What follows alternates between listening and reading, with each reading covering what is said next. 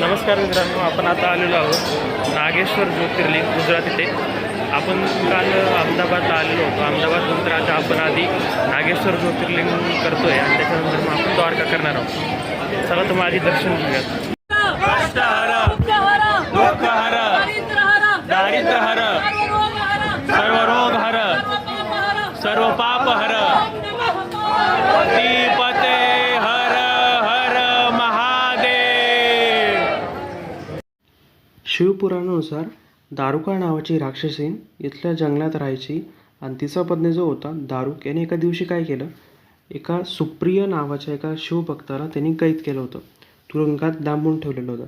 मग सुप्रियाने काय केलं, तुरुंगात असताना ओम नमः शिवायचा जप सुरू केला. मग तेव्हा भगवान शिव इथं प्रगट झाले आणि त्याच्यानंतर मग जो दारुका जो राक्षस होता त्याचा इथे वध केला असं म्हटलं जातं.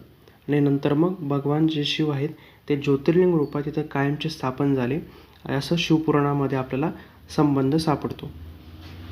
मस्तपैकी दर्शन वगैरे झाले. एकदम आधी 15 ते 20 मिनिटामध्ये दर्शन होऊन जातं नागेश्वर ज्योतिर्लिंगच्या इथे आपल्याला. त्याच्यानंतर जर तुम्हाला अभिषेक वगैरे जर करायचा असेल तर 500 रुपयापासून स्टार्टिंग आहे.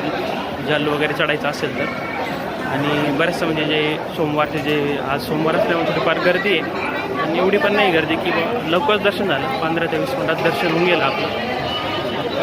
तर आपण काल आलो होतो अहमदाबाद नंतर मग आता आपण आलेलो आहे, म्हणजे काल आपण स्टे केला ना अहमदाबादमध्ये. मग त्याच्यानंतर मग आपण सकाळी आधी द्वारका करणार होतो, पण मग द्वारका हे 1 ते 4 बंद असतं. तर त्यामुळे मग आपण आधी म्हटलं मग तिथूनच 17-18 किलोमीटर पुढे मग आपल्याला नागेश्वर ज्योतिर्लिंग हे पाहायला मिळतं. त्यामुळे मग आधी नागेश्वर ज्योतिर्लिंग करतो आपण आता. मग त्याच्यानंतर मग पुढे जाऊन मग आपण जे द्वारका आहे ते करणार आहोत.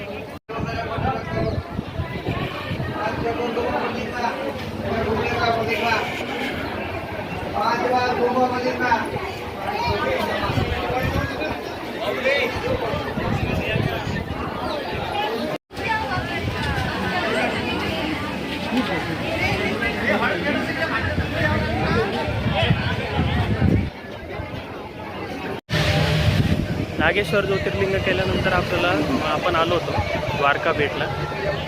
आधी द्वारकाधीशाचं मंदिर लागतं, मुख्य मंदिर.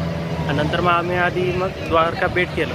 आणि दुपारी 1 ते 4 हे जे काय मंदिर असतं द्वारका आणि द्वारका भेट जे आहे ते बंद असतं. मग त्यामुळे मग आम्ही आधी सगळ्यात पहिल्यांदा जो आपला पहिलं जे ज्योतिर्लिंग होतं नागेश्वर ज्योतिर्लिंग ते आपण केलं. त्याच्यानंतर मग आपण द्वारका भेटला गेलो. द्वारका भेटला गेल्यानंतर तिथे आपल्याला मोबाईल अलाउड नाही आहे.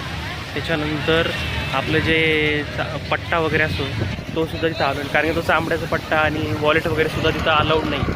त्यामुळे मग आम्ही गाडीतच मोबाईल वगैरे ठेवले होते. तर त्याच्यानंतर मग आम्ही आता आलेलो आहोत शिवराज जे बीच आहे तिथं आता आपण आलेलो आहोत. आणि याच्यानंतर मग संध्याकाळी आपण द्वारकाधीशाचं दर्शन करणार आहोत. तर मग चला मग आधी येतात एन्जॉय करूयात बीचवर.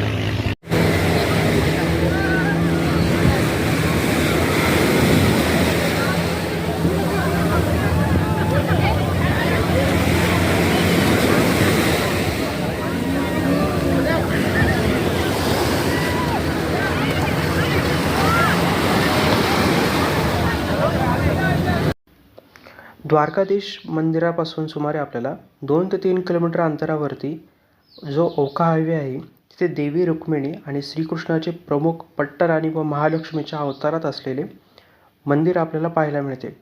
तर पहिला प्रश्न आपल्याला पडतो की द्वारकाधीशाचं मंदिर जे आहे ते वेगळं पडतं आणि रुक्मिणी मातेचं जे मंदिर आहे ते आपल्याला 2 ते 3 किलोमीटर अंतरावरती पाहायला मिळतं, असं का बरं आहे? तर त्याची पौराणिक कथा अशी आहे.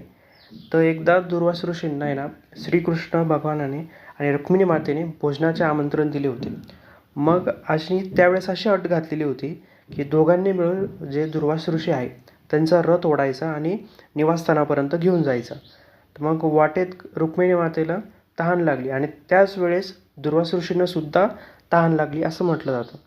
मग श्रीकृष्ण भगवानाने पायाने जमिनीवर प्रहार करून मग गंगाजल काढलं होतं आणि मग रुक्मिणी मातेंनी ऋषींना न देता आधीच सगळं जे पाणी आहे ते पिऊन घेतलं. त्यामुळे मग संतापलेल्या दुर्वास ऋषींनी तू कृष्णापासून वेगळी राहशील असा शाप दिला होता. म्हणून मग रुक्मिणी मातेचे मंदिर जे आहेत ते द्वारकाधीशाच्या मंदिरापासून आपल्याला दूर पाहायला मिळतं. आणि मंदिराची जी वेळ आहे ती सेम आहे, म्हणजे द्वारकाधीशाचं जे मंदिर आहे त्याचीच वेळ आपल्याला पाहायला मिळतं, म्हणजे सकाळी 6 ते दुपारी 1 वाजेपर्यंत आणि संध्याकाळी 5 ते रात्री 9 वाजेपर्यंत मंदिर हे आपल्याला उघडं पाहायला मिळतं. म्हणजे 1 ते 4 जे मंदिर आहे ते बंद असतं.